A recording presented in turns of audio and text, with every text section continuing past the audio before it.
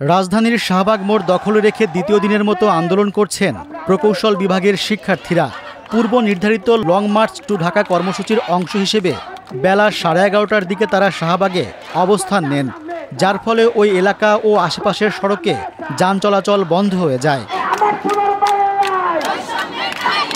তাদের মূল দাবিগুলো হলো ডিপ্লোমা প্রকৌশলীরা যেন প্রকৌশলী পরিচয় ব্যবহার করতে না পারেন, তাদের নবম গ্রেডে পদোন্নতি না দেয়া হয় এবং দশম গ্রেডের চাকরিতে কেবল স্নাতক প্রকৌশলীদের অগ্রাধিকার দেয়া হয়। এসব দাবির সমর্থনে ২৬ আগস্ট তারা প্রায় ৫ ঘন্টা শাহবাগ মোড়ে অবস্থান কর্মসূচি পালন করেন। দশম গ্রেড যেখানে উপসহকারী প্রকৌশলী, সেটা প্রকৌশলী নামে এসেছে, আমরা নিজেরাই অ্যাপ্লাই করতে পারি না। ওখানে ১০০% শুধু ডিপ্লোমাধারীরা অ্যাপ্লাই করে এবং তারা অন্যায্য ওয়েতে নবম গ্রেডে প্রমোশন পায়, যেটা আমাদের অনেক লং প্রসেসের থ্রুতে যেতে হয়। আমরা যে রাজপথে এসেছি কোনোটাই কিন্তু ডিপ্লোমাদের বিরুদ্ধে না। আসলে আমরা চাই মেধার সমান মূল্যায়ন হোক। জুলাই ২৪ পরবর্তী বাংলায় কোটার কোনো সুযোগ নেই। দেখা যাচ্ছে যে আমাদের দশম গ্রেডে যে বিএসসি টেকনিশিয়ানরা তারা কিন্তু উপসহকারী প্রকৌশলী মানে ইঞ্জিনিয়ার পদটা দখল করছে, কিন্তু তাদের ডিগ্রিতে কিন্তু টেকনিশিয়ানের উপর। আমরা চাই ইঞ্জিনিয়াররা ইঞ্জিনিয়ারদের জায়গায় থাকুক, টেকনিশিয়ানরা টেকনিশিয়ানদের জায়গায় থাকুক।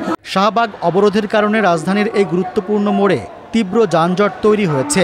মৎস্য ভবন থেকে আসা গণপরিবহনগুলো শাহবাগ মোড় পর্যন্ত এসে ফিরে যাচ্ছে। ঢাকা বিশ্ববিদ্যালয় থেকে আসা গাড়িগুলো মোড় পার হতে পারছে না।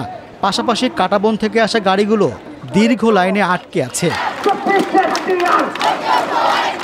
আন্দোলনরত শিক্ষার্থীরা বলছেন, তারা শুরুতে রাতের বেলা কর্মসূচি পালন করেছিলেন যাতে জনদুর্ভোগ না হয়, তবে কর্তৃপক্ষ কোনো ইতিবাচক সাড়া না দেয়ায় ২৬ আগস্ট থেকে বাধ্য হয়ে সড়কে অবস্থান নেয়ার সিদ্ধান্ত নেন। যতক্ষণ পর্যন্ত দাবি আদায় না হবে ততক্ষণ পর্যন্ত শাহবাগ না ছাড়ার ঘোষণা দিয়েছেন। ঢাকা মহানগর পুলিশের রমনা বিভাগ জানিয়েছে, শাহবাগ এলাকায় যানজট এড়াতে বিকল্প রাস্তা ব্যবহারের ব্যবস্থা করা হয়েছে।